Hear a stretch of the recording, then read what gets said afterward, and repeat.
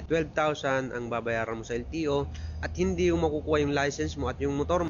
Si Kuya Jess sa taga LTO, nag-stitch lang ako sa kanya kasi ang dami nag-comment sa post niya yan. Feeling ko pa-trend na yan.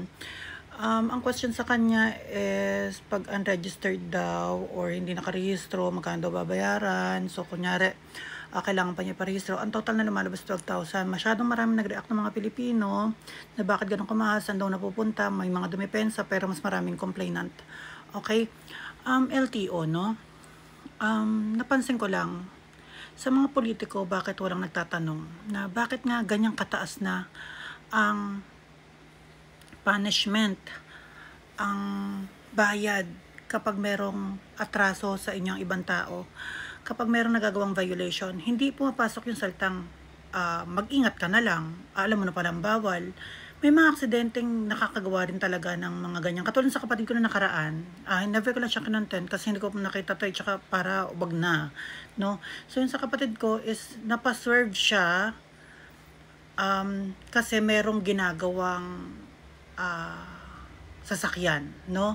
So parang hindi na siya nag-complain. Ang naloka lang siya is yung penalty niya is 2,000. Hindi siya totally main road ha. Dito lang yan around sa paglabas ng Mindanao, mga hindi to, mga second road. Ang nakakapagtaka lang is bakit ganun nakataas? Paano naman yung kunyari isa kang pumapasok sa isang trabaho, sabihin natin isang mall na ang sahod mo lang ay nasa 600 pesos, tapos nagkaroon ka ng atraso na 2,000 pesos, no? Parang nilamon na ng 4 na araw yung isang penalty mo lang, no? Walang consideration. Tsaka wag niyo sa amin sasabihin na wag na lang gumawa ng pwede mong ika-penalty. Hindi ho totoo yan. Dahil sa taas ng mga penalty, ang dami hong mandarambong sa kalsada na kahit wala kang kasalanan, ginagawan ka, no? Ang pakikipag ang paglalakbay sa kalsada ay isang malaking pakikibaka araw-araw. Ang mga tao ho ay pumapasok sa kanilang mga trabaho para ho makatipid sa pamasahe gamit ang kanilang motorsiklo. Ang nakakaawa dito ay ang mga riders po natin, no? Imaginein mo nga, pataas ng pataas ang mga penalty. Saan ba mapupunta? Sa gobyerno na may issue na nakawan. Tapos, yung mape-penalty sa isang tao ay umaabot ng sahod niya na pang 5 araw.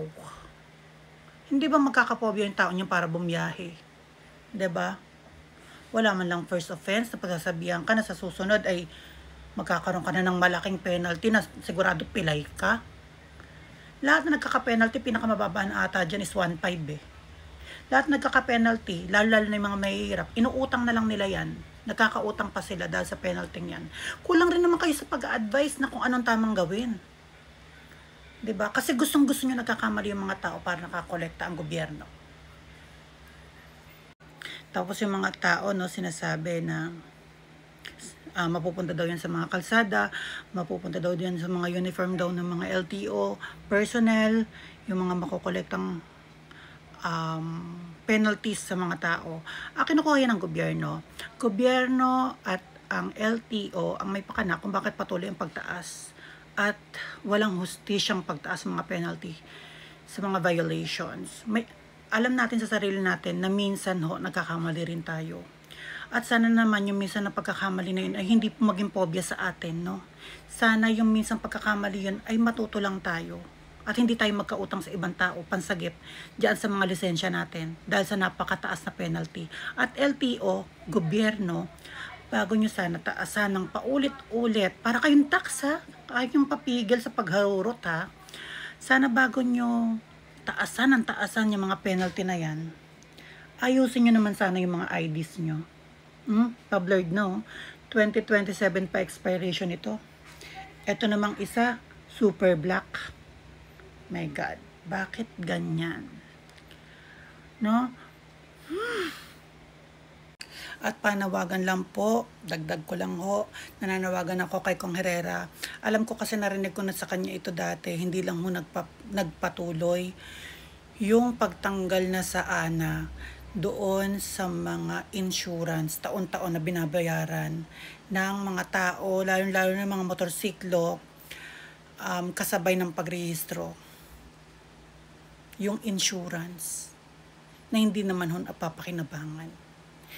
Malaking bigat sa lahat ng Pilipino na gustong makatipid, kaya bumili ng motorsiklo para makapatipid sa pamasahe, pero nakakakatkong pa yung mga nasa taas.